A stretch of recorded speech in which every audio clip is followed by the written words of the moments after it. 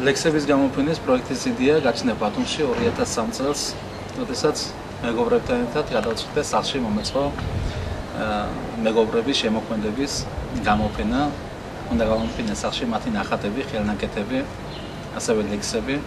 და მსურველი იმდენად ბევრი აღმოჩნდა, დავიწყოთ პარტიზიება 2003 წელსვე პირველი გამოფენა ჩავატარეთ, მაშინ ლიტერატურული კონკურსის დატვირთვა არ ჰქონდა.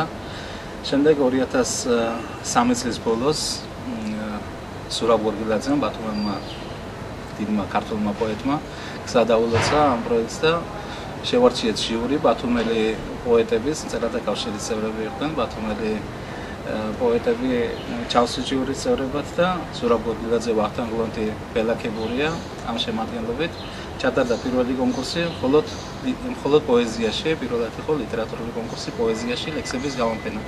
2 წლის შემდეგ დაემატა ამ კონკურსი პროზაში 100 სიტყვა, ზუსტად 100 თქმიანი ნაწარმოები უნდა წარმოედგინა კონკურსანტს. პირველის თანახმად ერთ მონაწილეს შეუძლია ერთი ლექსის გამოგზავნა საკონკურსო და ერთი 100 თქმიანი ნაწარმოების. ძალიან საინტერესოა ეს 100 სიტყვის კონკურსი.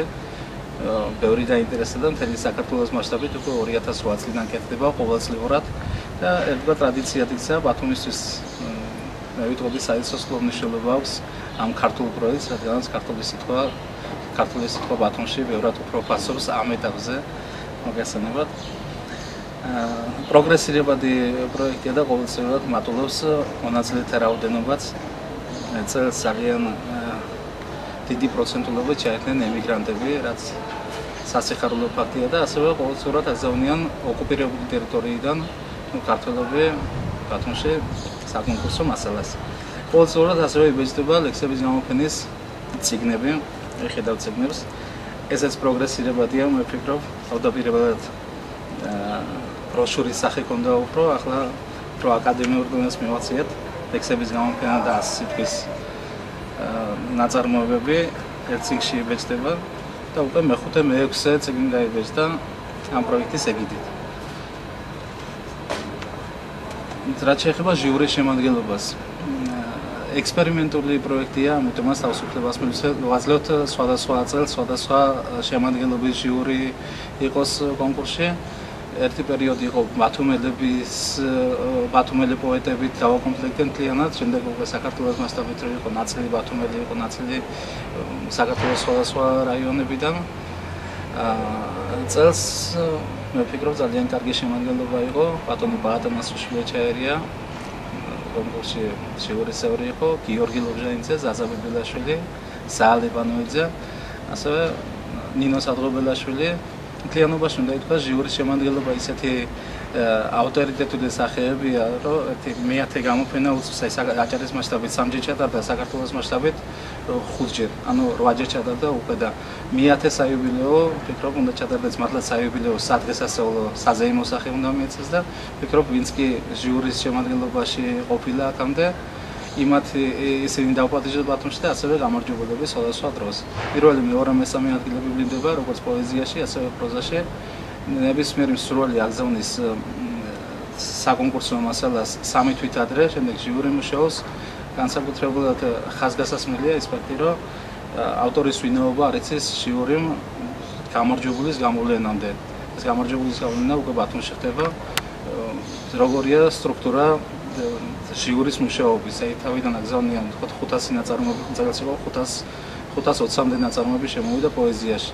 ჟიურის ეგზავნება თითოეულ წელს ეს 520 ნაწარმოები, ისინი ათბალიანი სისტემით აფასებენ უცნობ ავტორის გარეშე, უცნობ ნაწარმოებებს, აქედან 100 საუკეთესო, წელს 100 გამოვიდა პროზაში და პოეზიაში, 100-ის ავტორი ჩამოდის ბათუმში და ესწრება იმ ორდღიან მართლაც დაწესებულია ბათუმში და წლიდან მეც და მთელი საქართველო უკვე ელოდება ამ კონკურსის ჩატარებას. ბათუმში სტუმრები უზრუნველყოფილი არიან სასტუმროთი, შიდა ტრანსპორტით, კვებით, დასრებაც უფასოა, ასე რომ ვფიქრობ ამ მასშტაბის კონკურსი ნაკლებად არა სარეკლამოთ, უბრალოდ თავდაპირველად იშვიათობა მგონია საქართველოში. რაც შეეხება სამომავლო პერსპექტივას, აქვე ვიტყვი, რომ საქართველოს მასშტაბით, როცა უნდა ჩატარებულიყო, რა თქმა უნდა, დაფინანსება ჭირდება და დახმარება ჭირდება პროექტს ამ მხრივ 2008 წელს ბათუმის მერიამ გადაწყვიტა ვადი დადგომოდა პროექტს და მას შემდეგ იქაც პროგრესირდება ეს თანხა დახმარების თანხა ასე ვთქვათ, ამ კარგი საქმის დახმარების თანხა და ბათუმის მერია ყოველწლიურად გვერდით უდგას ამ პროექტს. ასევე პროგრესირდება ყოველწლიურად საპრიზო ფონდის პირველად საერთოდ უფასოდ იყო აჭარის მასშტაბით იყო. შემდეგ პირადად მე გავცემდი ფულად პრიზს, როგორც კერძო პიროვნება და როგორც ავტორი ამ პროექტის. 2008 წლიდან 2008 წელს იყო 100, 200 და 300 ლარი პირველ, მეორე, მესამე ადგილზე, როგორც პოეზიაში, ასევე პროზაში.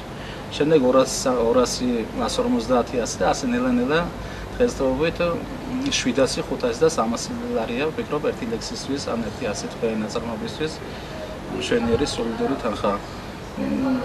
მომავალ გამოფენაზე გაიზრდება ეს თანხა და 800, 600, 400 და ასე შემდეგ, ვფიქრობ, სანამ შესაძლებელი იქნება გავზრდით და გავზრდით. ჩართულობაც დიდია და რა თქმა უნდა ამით ხარისხიც მატულობს და მონაწილეებიც უფრო დაინტერესებულები არიან.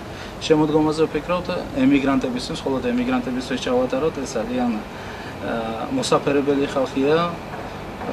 ყოველწლიურად აგზავნიან ემიგრანტები, თუმცა ამ მასშტაბით მათთვის კონკურსის ჩატარება ჩემთვისაც პირადად ორგანიზატორისთვისაც და ისედაც ქართული ლიტერატურული ცხოვრებისთვის ძალიან კარგი იქნება და ძალიან მეიმედება იგივე ჟიურის წევრების ბატონი პაატანასიშვილის, დათო თურაშვილი ძალიან დიდი მეგობარია ამ პროექტის და ისედაც ემიგრანტებმა იციან რა დიდი საქმე კეთება, დიდად გულშემატკივრობენ ამ პროექტს.